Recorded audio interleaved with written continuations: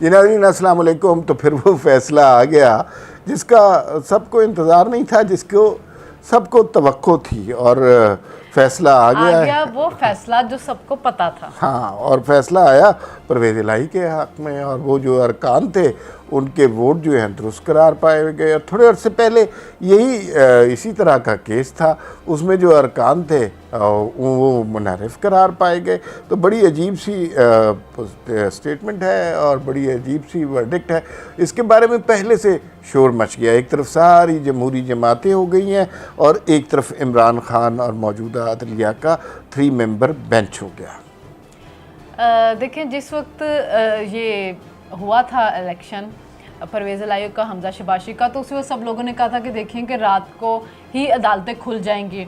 और हुआ ऐसा ही जो मरियम नवाज़ ने बताया कि जब वो गए हैं पिटीशन दायर करने के लिए तो रजिस्ट्रियाँ खोल दी, उनका पिटीशन लाए, उनका भी तो हमने लिखी भी नहीं है।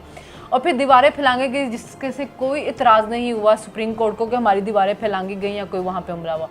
और सब लोगों का था कि इनकी जो बेगमात है इन्होंने तो रात से कपड़े तैयार कर दिए होंगे इनके, और चीफ जस्टिस लाहौर में ही जाके बैठ गए थे। ये देखें उनकी डेडिकेशन, देखें एक पार्टी के साथ, कि वो जस्टिस एजाजुल हसन लाहौर में बैठ गए थे और उन्होंने रात को मुनीब अख्तर को फ़ोन किया, वो भी सुबह सुबह 200 की स्पीड चलाते हुए गाड़ी की फ़ौरन पहुंच भी गए सुप्रीम कोर्ट। और वहाँ पे जी जाके उन्होंने सुबह सुबह समाअत कर ली। और पता नहीं उन्होंने रात कैसे काटी होगी, उनका बस नहीं चल रहा होगा कि वो फजर के टाइम ही समाअत कर लेते। लेकिन चूंकि जस्टिस मुनीब अख्तर ने, वैसे तो चार्टर्ड तैयारा करवा देना चाहिए था उनके लिए कि वो आ जाते, बेचारे ने क्यों मोटरवे के जरिए सफ़र किया। वो पहुंचे और जिस दिन वो अदालत स्टार्ट हुई तो सबको पता था कि फैसला क्या आएगा। लेकिन तो आज जो फैसला आया, मुझे सिर्फ पूछना ये है कि इतने घंटे लेट क्यों किया?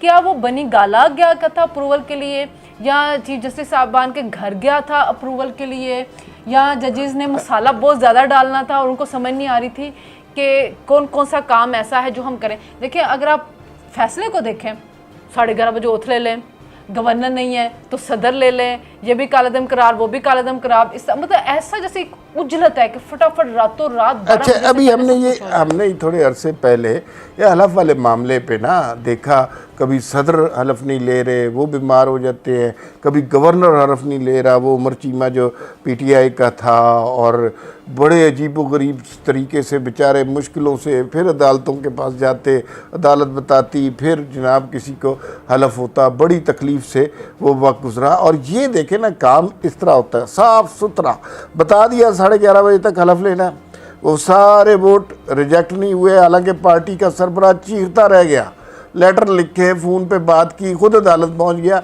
लेकिन वो वोट जो है रिजेक्ट नहीं हुए। फिर ये भी बता दिया अगर गवर्नर जो है, अव्वल तो मुझे तवक्को नहीं है कि गवर्नर कोई ऐसी बात करेगा, गवर्नर हलफ ना ले सदर ले लेगा। वो कहते सदर नहीं ले रहा तो आप हमारे पास आ जाएं, हम हलफ ले लेते हैं, जब हम बाकी सारे काम कर सकते हैं तो हलफ का क्या, हलफ भी ले लेते हैं। तो ये अच्छा, लेकिन इसके साथ संजीदा बात ये है कि साथ साथ एक पॉलिटिकल सोशल अपराइजिंग भी हो रही है। ये तारीख़ में पहली दफ़ा हुआ कि सारी सियासी जमातों ने एक बेंच का बायकॉट किया, फुल बेंच का मुतालबा किया और फुल कोर्ट नहीं हुआ। आप ये देखें कि हमारी पाकिस्तान की तारीख में हमने देखा है, पानामा के भी फैसले, मतलब हम देख रहे हैं कि जुडिशल कू इस मुल्क में बहुत अरसे से हुआ हुआ है। जजेस को आदत पड़ गई है एक पार्टी को नवाजने की, उसके हक के लिए हर तरह से कानून आइन सबको बर्दाश्त करने की। मतलब एक बंदा जिसने नैब को ऑर्डिनेंस के ऊपर कवानीन तब्दील किए, चीफ जस्टिस को कोई मसला नहीं हुआ। तैयबा गुल के बयानात आए कि मुझे ब्लैकमेल किया गया, उसके ज़रिए इमरान को कोई चीफ जस्टिस को मसला नहीं हुआ। इमरान ने जिस किस्म की तकरीरें कि चीफ जस्टिस को कोई मसला, यहाँ हुकूमत एक ऑर्डर वो करती है, कोई पास करती है, इमरान फ़ौरन ट्वीट करता है, अगले दिन चीफ जस्टिस उस पर नोटिस ले लेते हैं। 3 जजेस हैं, 2 और आप मिला लें, मुजाहिर अली नकवी और एक को और जज हैं, ये 5 जजेस हैं जो कि ऐसा लगता है जैसे। और मुजाहिर अकबर अली नकवी के बारे में ऑफ द रिकॉर्ड उस दिन कोई बता भी रहे थे कि उन्होंने कहा कि मैंने छोड़ना नहीं हमजा शहबाज शरीफ और शहबाज शरीफ को। और अगर आपको याद हो कि जब नैब के कवानीन पास किए गए थे तो उसके ऊपर भी सो मोटो इन्हीं के कहने पे लिया गया। और जिस वक्त हेयरिंग चल रही थी अदालत के अंदर, उनके सारे रिमार्क्स ऐसे लग रहे थे जैसे जो इमरान के अल्फाज जो उन्होंने अपने मुंह में डाले हुए हैं और वो बोल रहे हैं, वो दे रहे हैं, कहीं से लग नहीं रहा था वो जजी से। मेरे ख्याल में अब इस मुल्क में एक डिफाइनिंग मोमेंट आया है कि जुडिशरी के बारे में भी सोचा जाए। अभी आप देखें कि जुडिशल काउंसिल का बुला के इजलास जो अता बंदयाल साहब हैं वो अपनी मर्जी के जजेस लगवाना चाह रहे, जूनियर जजेस जो मुनीब अख्तर उनको रेकमेंड कर रहे हैं, और वो बिल्कुल परवाह नहीं कर रहे कि जो जस्टिस काजी फायज ईसा जो सीनियर हैं वो मुल्क से बाहर है, उनको किस चीज़ की जल्दी है। सिर्फ उनको इसलिए जल्दी है कि मेरी मर्जी के जज लाए। मेरा ख्याल है कि अब कोई कानून बनाना चाहिए, उसके जरिए जजेस की कोई तकरीरी होनी चाहिए, जजेस के टेस्ट होने चाहिए, जजेस का पास रिकॉर्ड देखना चाहिए, मतलब कोई तो क्राइटेरिया सेट करें। क्या है, चीफ जस्टिस का दिल करता है जहाँ से चाहता है अपने जूनियर मर्जी के जज उठाता है और वो लेके आ जाता है, और आपने अदलिया को मजाक बना कर रख दिया कि 3 जजेस बैठते हो, सारी दुनिया को पता होता है कि फैसला क्या आने वाला है। अच्छा, इसमें दुनिया में ऐसा कहीं नहीं होता कि जज बैठ जाए अदालत के अंदर और लोगों को पहले से पता हो फैसला, और ये फैसला सबको पता था कि क्या फैसला आने वाला है। लोग इतना मजाक उड़ा रहे थे कि भाई एक फैसला हमें पता है कि क्या आना, आप किस चीज़ का इंतजार कर रहे हैं। अच्छा, इसमें बहुत इम्पोर्टेंट बात यह है कि पीपल्स पार्टी के फरहतुल्लाह बाबर ने एक जो है ट्वीट की, जिसमें उन्होंने कहा कि अब वक्त आ गया है कि पार्लियामेंट को जो है वो शिक का नंबर, मुझे शायद 191 के तहत 190 के तहत जो है अब सुप्रीम कोर्ट के इख्तियारात को भी पर भी बात करनी चाहिए। बिलावल भुट्टो ने उसको कोर्ट रीट्वीट किया और उसको कहा कि इट इज़ अबाउट टाइम। तो इसका मतलब है कि अब मैं इस मौजूदा सूरत हाल को मैं जिस तरह समझा हूँ वो ये है कि एक हाइब्रिड निज़ाम तख्लीक किया गया, जिसको हम शरीफाना ज़ुबान में मार्शल्ला कह सकते हैं। वो मार्शल्ला था, उसका चेहरा इमरान खान था। अब मार्शल्ला जब जाता है तो इतने आराम से नहीं जाता, अपने असरात पीछे छोड़ देता है, और वही असरात हमने देखा नैब में भी वही असरात थे, जुडिशरी में भी वही जड़े हैं, मीडिया में भी वही जड़े हैं, सोशल मीडिया पर भी जड़े हैं। लेकिन इनके साथ साथ चूँकि अब वो निज़ाम 8-10 साल बाद ख़त्म ही हो जाता है, तो वो निज़ाम मुनहदिम होने वाला था, ये जल्दी मुनहदिम हो गया। तो फिर जमहूरी क़ुव्वतों ने थोड़ी सी ताकत पकड़ी है, और अब देखिएगा कि आगे मुझे तो टकराव का माहौल नजर आता है। देखिए, जब मुशर्रफ ने इमरजेंसी लगाई थी तो उस वक्त पीसीओ के तहत डोगर कोर्ट ने हलफ लिया था, इन जमहूरी क़ुव्वतों ने उसका भी बाइकआउट नहीं किया था। ठीक है, चौधरी इफ्तिखार ने किस तरह नचाया था पीपल्स पार्टी को, लेकिन उन्होंने उसका बाइकआउट नहीं किया था। ये तारीख में पहली दफ़ा हुआ कि हुकूमत और 11 जमातों ने बाइकआउट किया अदालत का। आपका वजीर खारजा खड़ा होकर कह रहा है कि हम बाइकआउट करते हैं, आपका प्लानिंग कमीशन का वजीर कह रहा है हम बाइकआउट करते हैं, बाकी जमातों के लोग जो थे वो कहते हैं हम बाइकआउट करते हैं। ये एक बड़ी सुबकी थी। इन जजेस ने बिल्कुल भी इस चीज़ को कोई महसूस ही नहीं किया कि हम पे इतना बड़ा, और इरफान कादिर ने कहा है कि मैं भी जज रहा हूँ, मैं जब देखता था कि कोई मेरे पे ट्रस्ट शो नहीं कर रहा मैं बेंच से लाता था। इन्होंने बिल्कुल भी उसको महसूस नहीं किया कि भाई हमारे ऊपर इतना बड़ा मिसट्रस्ट किया जा रहा है, हम बेंच से लैदा हो जाए। नहीं, वो वन साइडेड बैठ के वहाँ पे दलाइल सुनते रहे और उसके बाद आके वन साइडेड उन्होंने फैसला सुना दिया। एक फैसला आपने पहले दिया, उसी का आपने दूसरा फैसला दे रहे हैं, और फिर आज आप ऑडियोसिटी चेक करें चीफ जस्टिस की। कहते हैं कि मैं इबादत समझ के काम करता हूँ। आप तो इबादत से लोगों को मुतनफ़िर कर रहे हैं। ये इबादत है आपकी कि आप आइन कानून हर चीज़ को रोन देते हैं एक पार्टी को नवाजने के लिए, और आप कह रहे हैं कि मैं इबादत करके काम कर रहा हूँ। ये अच्छा, इसमें एक एंगल बड़ा मज़े का है, और उस एंगल के हवाले से भी सोचें। ये मसला जहाँ से शुरू हुआ है ना, चौधरी परवेज़ इलाही, आपको पता है कि PDM के वज़ीर आला के उम्मीदवार थे, अच्छे खासे वो वज़ीर आला बन रहे थे। तो अचानक और चौधरी शुजात के साथ PDM की क़यादत ने मुलाकात की, जरदारी साहब के साथ बैठे, दुआए खैर की, मिठाई शिठाई खाई, और उसके बाद चौधरी शुजात ने बात करवा दी, मामला तय हो गए। ये परवेज़ इलाही PDM के उम्मीदवार थे। फिर अचानक रात को कोई कॉल आई उनको, और उसमें नाम लिया जाता है जनरल मुज़म्मिल का, और जनरल मुज़म्मिल जो वापडा के चेयरमैन थे, और उनके पीछे पेशावर वाली पार्टी का नाम लिया जाता है कि वो इनके पीछे थे। और इन्होंने कहा रातों रात आप इमरान खान के पास चले जाएं और कहें जी कि मैं इमरान खान का उम्मीदवार हूँ। अपना ख़ानदान तोड़वा लिया और ख़ानदान में रखने पड़ गए। चौधरी सालिक, चौधरी शुजात किसी और साइड पे चले गए। चौधरी शुजात पार्टी के सरबराह होकर कह रहे हैं कि भाई मैं इनको कुछ और कह रहा हूँ, पार्टी के अरकान को ये कुछ और कह रहे हैं। लेकिन इससे हमें पता चला कि इस्टेब्लिशमेंट का एक धड़ा जो है वो आइन से, हुकूमत से और कानून से ज़्यादा ताकतवर है। उसने वक्त से पहले टिप दे दी थी कि परवेज़ इलाही साहब सब खैर है, कोई आपको नहीं रोक सकता, कोई कानून, कोई अदालत नहीं आपको रोकेगी, आप हमारे वज़ीर आला बनेंगे। और ये आज उसने प्रूव कर दिया। देखिए, जो भी आज हुआ है पाकिस्तान की जो सियासी तारीख, उसमें भयानक दिन है, एक आइन को, कानून को लेके।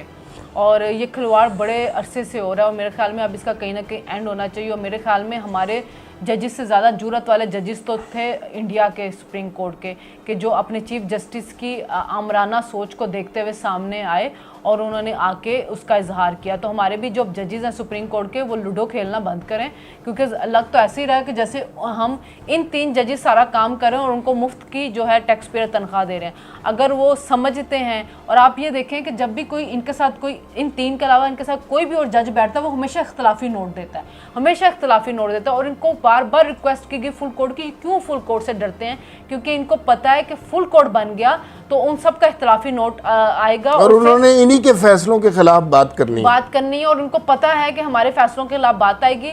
और इस वजह से ये फुल कोर्ट नहीं बनने देते, क्योंकि ये मज़ीद एक्सपोज हो जाएंगे। जितना ये होना चाहते थे उससे ज़्यादा मज़ीद एक्सपोज हो जाएंगे। और अब बस किया जाए, इस मुल्क के साथ खिलवाड़ करना ख़त्म किया जाए और अदलिया के लिए कोई क्राइटेरिया बनाया जाए। खुदा के लिए मुनसफ का बहुत बड़ा दर्जा है इस्लाम के अंदर। आप कुरान को पढ़ लें, उसमें मुनसफ के बारे में बार बार अल्लाह ताला ने अदल और इंसाफ की बार बार ताकीद किया गया। और उन्हें अल्लाह को जवाब देना, अगर आप कहते हैं कि हम इबादत समझ के करते हैं, तो माजरत के साथ आपकी इस इबादत के ऊपर हमें बड़ी शर्मिंदगी है। हम इसको इबादत मानते ही नहीं हैं। और आप इबादतों से लोगों को मुतनफ़र ना करवाएं, लोगों को ये ना बताएं कि इस्लाम का ये इस्लामिक मुनसफ का चेहरा आप जैसे लोगों के ऊपर होता है। हम ऐसा इस्लाम और ऐसे पाकिस्तान का कोई पैगाम लोगों को नहीं देना चाहते हैं। तो अब सियासी जमातें आगे बढ़ें और आगे बढ़ के कुछ ना कुछ स्टैंड लें। यही वक्त है, यही डिफाइनिंग मोमेंट है। अगर आप आज कुछ नहीं कर सके तो इस पाकिस्तान के बुरे दिन शुरू हो चुके हैं। अच्छा, इसमें याद रखें, मुझे बहुत याद आता है जावेद हाशमी साहब की 2014 की तकरीर। और धरने के दौरान अचानक जावेद हाशमी को पता चला कि ये तो कोई जमहूरियत वाली कहानी नहीं है, ये तो आमरीत का एक प्रॉपर प्लान है। और अंपायर की उंगली किसे कहते हैं और किसके ज़रिए क्या होगा। और उसके अंदर जो उन्होंने जब ये प्रेस कॉन्फ्रेंस की, उसमें एक जुमला कहा और उसमें वाज़े तौर पे कहा कि इमरान खान मुझे बताता है और इसके उसे इस्टेब्लिशमेंट ने बताया हुआ है कि ये जो आने वाले जजेस हैं ना, ये हमारे अपने बंदे हैं, तो सारे मामला ठीक हो जाएंगे। और उस दिन से ठीक हो रहे हैं, और उस दिन से मामला ठीक हो रहे हैं। कितना जुल्म है, कितना जुल्म है कि एक जमात जो 2018 में पंजाब जीती थी, उसको 4 साल के बाद पंजाब में ज़रा सा इख्तियार मिला और वो इख्तियार उसे नहीं लेने दिया जा रहा। उसकी जगह वही जो जाबराना आमराना कुव्वतें हैं, वो कभी अदालतों के ज़रिए, कभी नैब के ज़रिए जो है ना, सारे सिस्टम को तहोबाला करने की ज़रूरत है, कर देती हैं। लेकिन अब अगर सियासी जमातों ने अवाम को मोटिवेट ना किया तो फिर ये सियासी जमातों की गलती होगी। ये सब कुछ इसलिए हो रहा है, आपको ये नुक्ता पता होना चाहिए, जल्दी इलेक्शन हो और अगले चीफ की तैनाती हो सके, बस एक नुक्ता है सारी जमहूरियत। जुडिशरी है जिसने हर आमिर को वैलिडेट किया है, हर आमिर को इन्होंने आइन में तरमीम का इख्तियार दिया। इसी जुडिशरी ने पीसीओ के तहत हल्फ उठाते रहे हैं।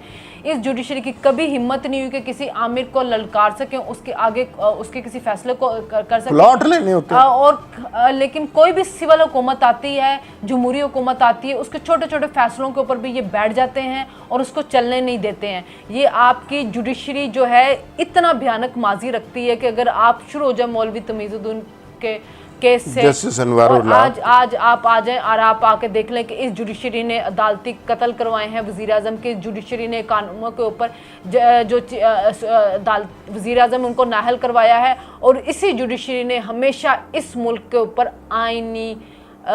आइन को सबूताज करने वाले आमिर को हमेशा आइन में तरमीम का इख्तियार दिया है। जुडिशरी को अब ठीक करना होगा, वरना उसके बाद आपको मौका नहीं मिलेगा। अच्छा देखिए, ये सारी बात समझनी चाहिए कि ये सब कुछ क्यों हो रहा है। ये सब कुछ इसलिए हो रहा है कि हुकूमत पर प्रेशर डाला जाए। प्रेशर इसलिए डाला जाए कि वो इलेक्शन जल्दी करा दे। जूते खा खा के इन्होंने इतने अरसे के बाद इन्हें इक़्तिदार मिला और इन्हें हुकूमत नहीं करने दी जा रही।